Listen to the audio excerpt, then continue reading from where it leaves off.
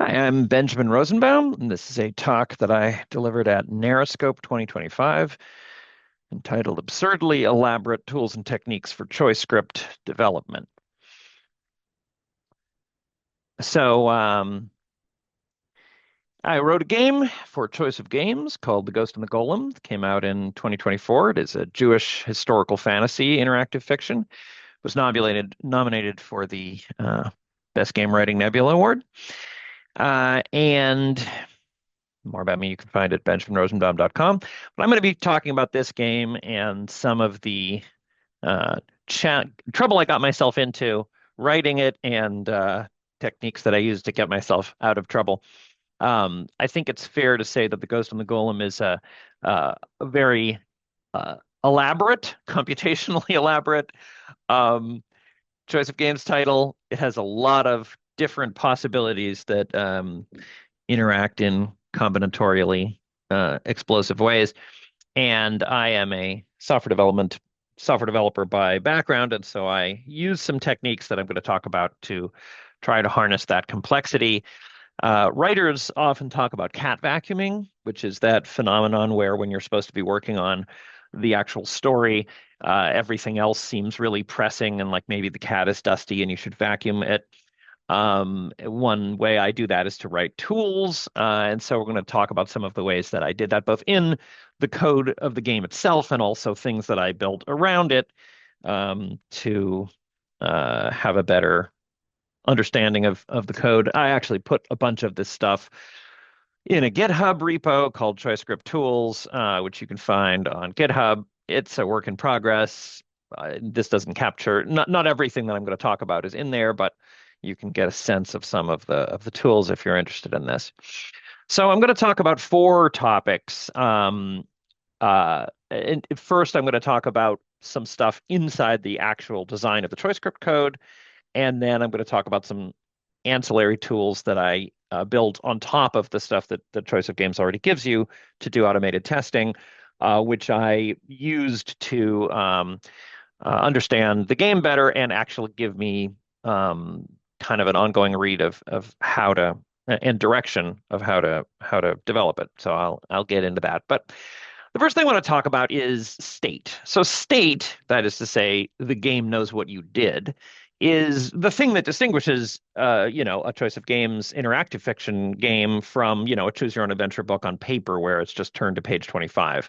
The game can be very sophisticated about knowing what has happened in the past, but only if you capture the information about what happened in the past in variables. So Choice of Games offers you, the data types of Boolean, number, and string. And in particular, in terms of how you capture like the what happened of the game, there is a house style of sort of what you should do. Uh, that keeps things simple and keeps you out of trouble, which I, of course, ended up flagrantly defying in many cases. So what you're supposed to do is to use Booleans sparingly. So Booleans is like, did you punch Joe in the nose or not? And you're supposed to prefer scalar variables. So a scalar variable being just like a 0 to 100, like how mad is Joe? Um, and then there's another way you can use numbers, which is sort of like if you have a bunch of disjoint possibilities, like different points on a scale, Joe is either neutral, angry, or glad, then you can use the multi-select feature, which is very nice and concise for writing text, where Joe will either say hello, screw you, or hey there, depending on how he's feeling about you, if that's sort of broken down into an enumeration. So these Boolean, a scalar is just a range from 0 to 100, and enumeration is like choices on a menu, 1, 2, or 3. Those are the basic ideas. And what they want you to prefer scalar variables unless you're doing something with multi-select. The reason they don't want you to use too many Booleans is that if you get a lot of Booleans, let's say you did a bunch of things that could annoy Joe. You might have punched him in the nose, stepped on his foot, insulted his mom, beat him at poker. Once you start trying to act on this information, it's very hard to aggregate this. Like maybe if you punch Joe in the nose and you either stepped on his foot or insulted his mom, he'd be sufficiently mad to yell at you. Or maybe you punched him in the nose and beat Joe at poker, or maybe you stepped on his foot and insulted his mom and beat him at poker. Anyway, there's like a lot of combinations and it becomes unwieldy. Whereas if you're just saying, is Joe angry enough, then that is very simple and avoids bugs, keeps the code understandable. Similarly, Joe mood equals 2. We have to remember that 2 is angry, but this basically gives us a similar conciseness. There is a downside to this, though. Essentially, if you are just tracking Joe anger, then as you're writing, you know how angry Joe is, but you've lost everything else. You don't know the specifics of like, did you punch him in the nose, etc. Similarly, Joe mood equals 2, erases a certain granularity. It's like, well, how mad is he exactly? Well, he's just the mad mood. And in a way, what we'd like is to have everything. We'd like to have both how angry is Joe in the aggregate and also, what are all the steps along the way. But those could easily get out of sync. It's easy if you just try to remember to increase anger whenever you set a flag, the flags might be unwieldy. And so there's a method from software engineering about using calculated flags. And so now we're making a distinction between two kinds of variables. They look the same in ChoiceScript, but we're going to regard them as different. One kind is a state variable. It captures something that happened. It only ever gets this one value, and it concretely is, whatever that value is. And then there's flags, which we recalculate continually, and those update our impression of the world. So in this case, what we would do is we would calculate some scene. We would go to some subroutine, which calculates all the character moods, and then we'd have a bunch of flags that we could use concisely to be like, Joe's angry, without throwing away all the information about why Joe's angry. So here's a picture of this. State is stable, permanent, and exhaustive. It captures what happened, and it's durable. Flags are communicative, temporary, and concise, right? So state is like every possible thing. A flag is like, hey, did this happen? And you have a recalculation function that you just call continually that updates the flags whenever need be. So why am I doing this? Why does my game require this level of complexity? Well, my game is very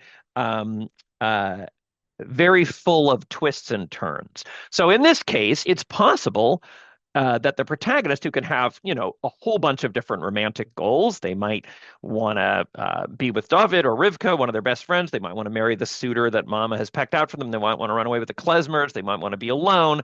And not only that, they can change their mind throughout. I sort of initially was like, well, maybe I'll just have them pick one thing, but that just doesn't feel real.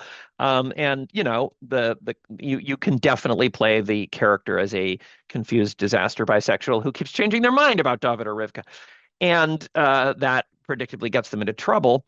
It's very awkward because you're, trying to explain to them why it is that you've switched which one of them you're into. Doesn't go well. And this is just one of many, many, many cases. This is a particularly absurd one. But there's also all this other stuff like, did you manage to persuade Mama to let you marry the eligible friend? Or did the queer friend already say they'd run away with you or whatever?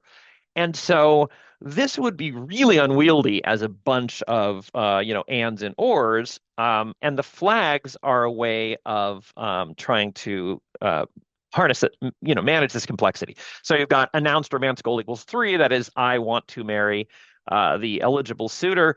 And then there's a bunch of things. Is the eligible suitor even free? Maybe they're dead or in jail at this point. Did Mama already say yes to you marrying them? Or will she say yes to marrying them?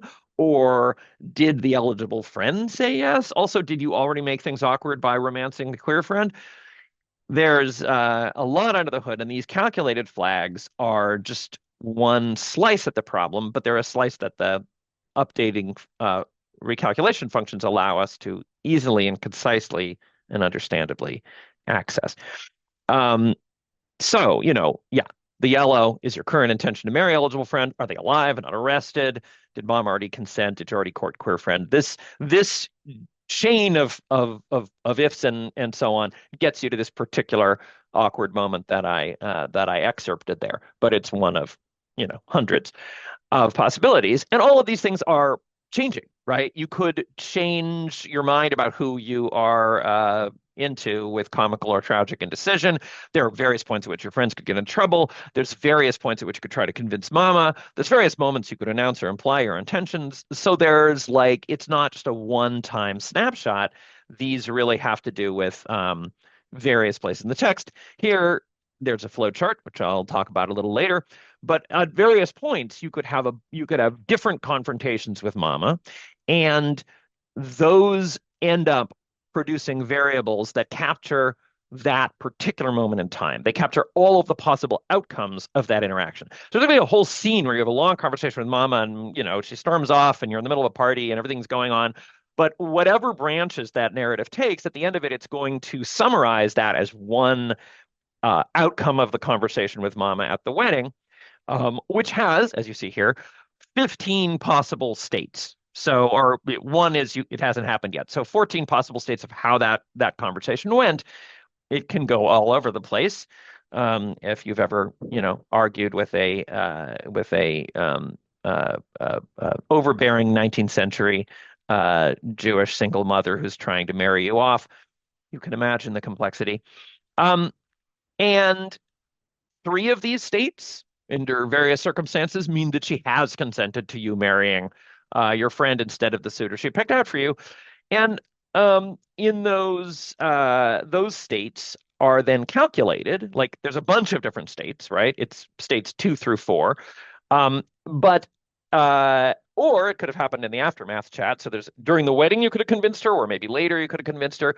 And so we have one flag which takes all this complexity of like, is it between 2 and 4? Is the other thing between 9 and 13, et cetera, et cetera, and or 10 and 12, and aggregates into a simple variable. And this is an idempotent function. Idempotent means you can call it as many times as you like, and you're not going to mess anything up. It's not changing state. It's not breaking anything. Call it whenever you feel like it. Idempotent really means like whatever it does based on the particular state of the game. If you call it once, it'll produce a certain state of the flags. If you call it again right after that, it'll produce the same state of the flags. It's not going to change anything. So idempotent means basically in this context, safe to call whenever you want. And so here's some bunch of these flags we're calculating that we're going to use in that moment in the forest I talked about where you're awkwardly changing your mind. Uh, these are some things like, is eligible friend free and not arrested? Did mama already consent? These are calculated in this idempotent recalculation function. It promises only to change flags, never state. So state is what you've captured about the world, and the idempotent function, the recalculation function, just feeds that into the flag so that you can use it easily. You capture outcomes in enumerated variables. So in a particular moment with mama, you've managed to, arrive at, that she's agreeing. So we set this outcome to 3. That captures one of the 14 states of what could have happened in the wedding. And then here we have the idempotent subroutine that we call the recalculation function that sets a bunch of stuff. Did mama say yes? Did you already tell eligible friend that mommy'd say yes? Did you um, did she oppose it? Did she object to it outright? There's a bunch of different things which you might be using one flag or another in a different context, and it's okay if they overlap. They don't have to be distinct because they're just inquiries, like queries into the state of the world involving these various conversations you might have had with mama. And then when you get around to testing it, it's very simple because you're just testing a flag that's specifically designed for the case that you're interested in. Another example of this in the code is that I had an update in the fall of 2024 where I had shipped the game in August, and then due to conversations on the forums, it's kind of a wonderful thing shipping an online game and being able to converse with the readers in the forums that Choice of Games has. There was it come to find out I had sort of raised expectations around trans protagonists and then failed to fulfill them. And so I ended up building out a lot of like different possibilities, partly because my sort of view of like how that could go was a little simplistic. And by having these conversations with trans players on the forums, I got a much richer view and a much more exciting and interesting view of like all the ways that we could imagine things might go in the 19th century if you are in fact trying to transition your gender, and the fact that it's a game, so it might be that you end up closeted except for a few people. It might be that you've run away and created a new identity. A lot of things could happen. And so this is another case where there's like a bunch of collisions of different complexity, and where I am capturing, what happens at various states in time and then producing and calculating outcomes. So that's kind of what happens inside the code. Um, that's one technique that happens inside the code to harness this complexity. Another thing I did, as I mentioned, is create a bunch of external tools that I used to interrogate the state of the game and understand it better.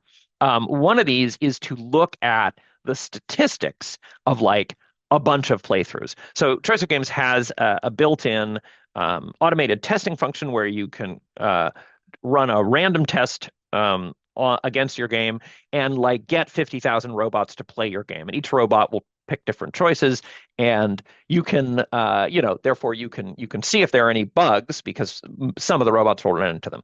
What I did is to actually build on that to capture the state of what each robot went through so that I could do some statistical analysis. So why did I do that? One reason is to see, well, how common is it that various things happen? So let's say we have this case like you have a daring skill and a magic skill, and the daring skill and magic skill have been aggregated because you've made various choices over time, as you've played the game. Here we are in chapter whatever, chapter 7, let's say, and you're doing something that will work if you're very daring and magical. But like, how likely is it? What if we want this to be rare? What if we want only 10% of players to succeed at this, amazing test? What is 10% of players? What number is that? So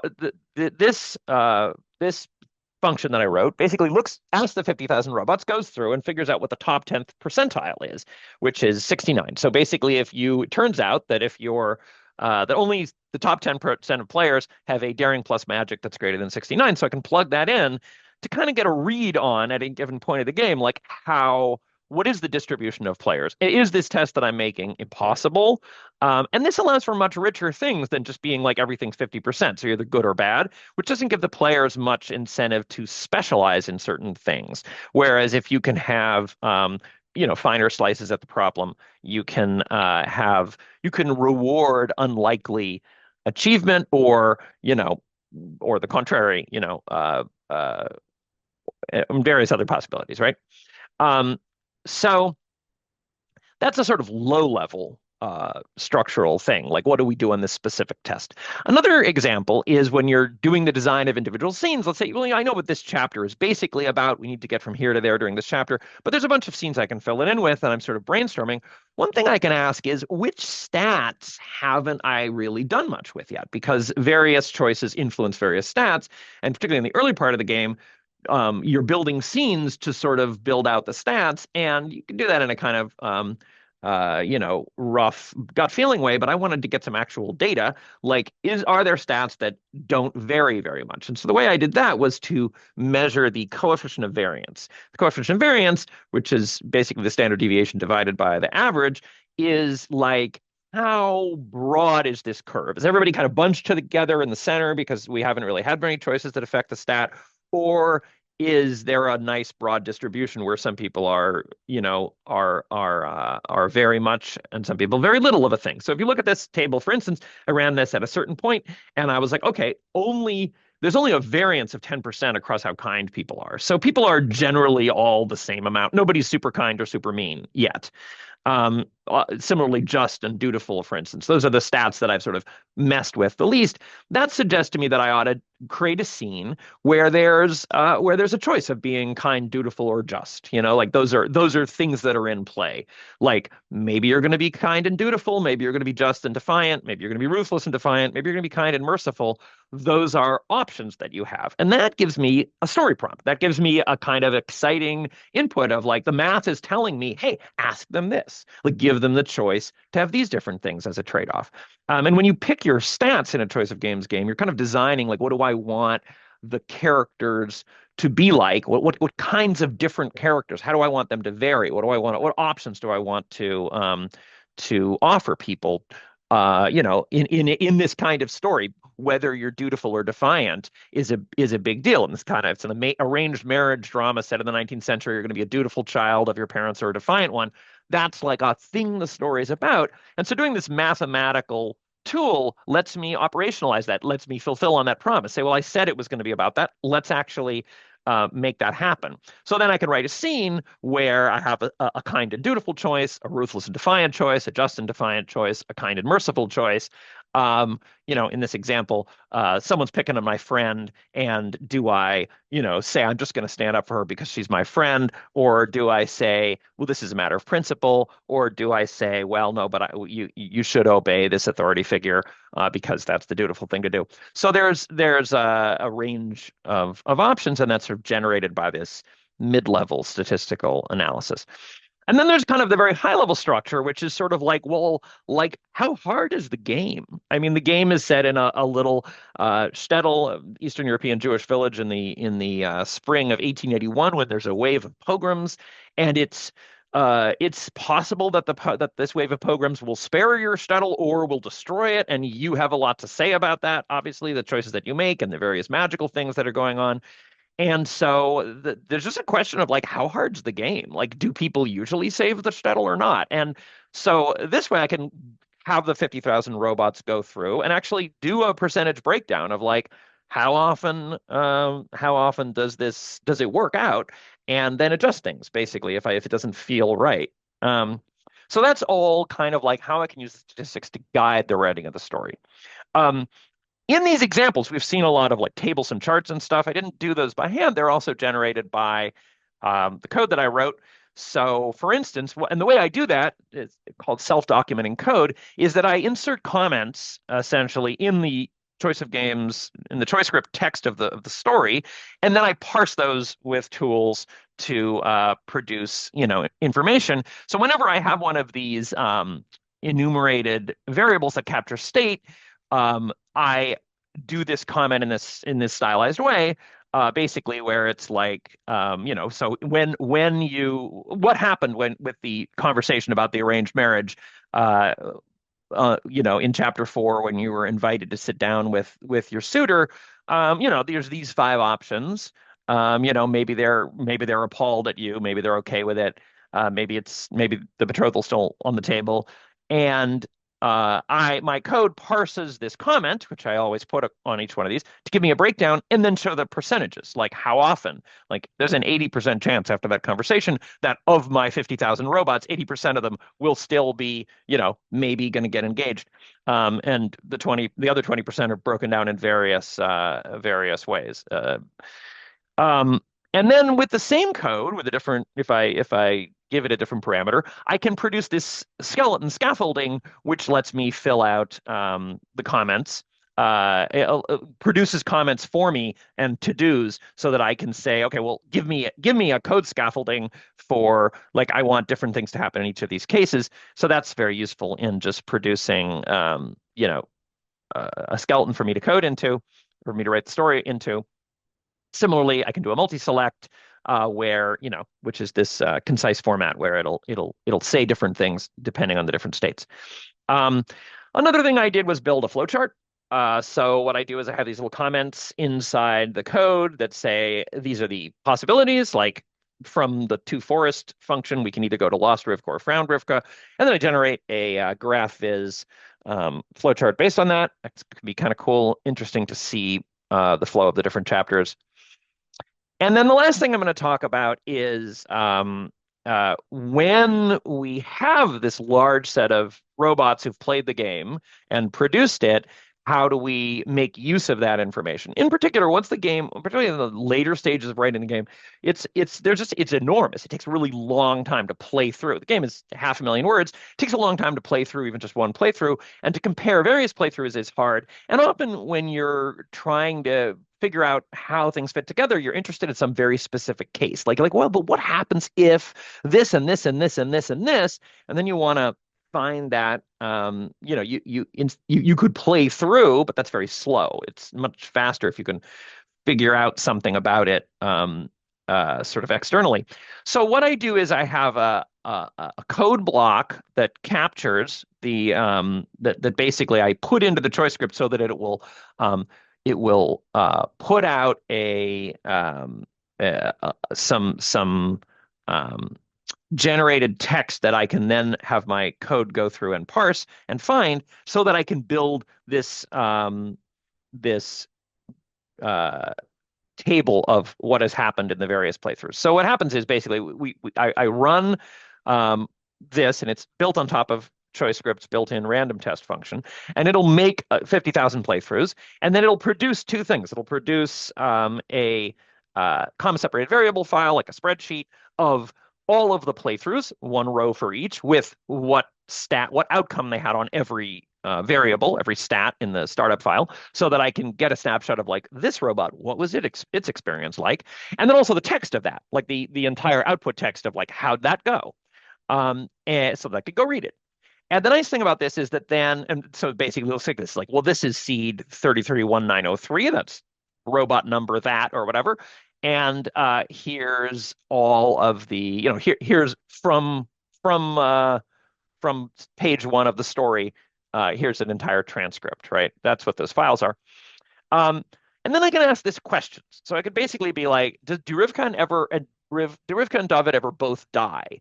And so I search on that, and there are no playthroughs where that happened. So I can be reasonably confident, especially if I run a lot of playthroughs. Like was more than 50,000. It's like 300,000 playthroughs. Do they ever both die? No, they do not. Here I say, well, does it ever happen that they both die or are imprisoned? And there, yes, sometimes, sorry for the spoiler, but sometimes David dies and Rivka is imprisoned.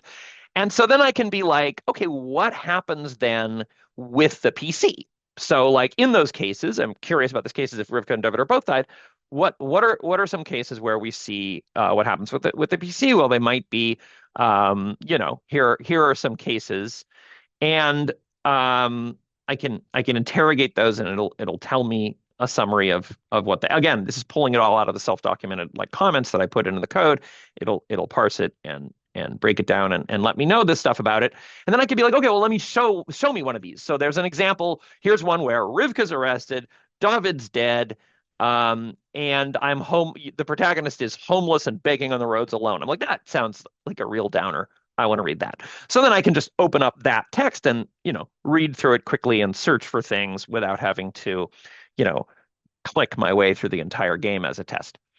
And so basically that is, those are some techniques that I wanted to talk about. The big picture here is that I'm sort of trying to do a couple of different things. One is designing the data structures, particularly the separation between state and flags, to allow for the code to be cohesive and clear so that I can, easily see what's going on, and also to allow for a lot of complexity. The cohesion and clarity supports the code being maintainable and being able to go in there and fix things. Precision and breadth allows both capturing all these different states, but also having a wide range of interaction things, allows for replayability and narrative depth. It allows for different cases to be different from one another.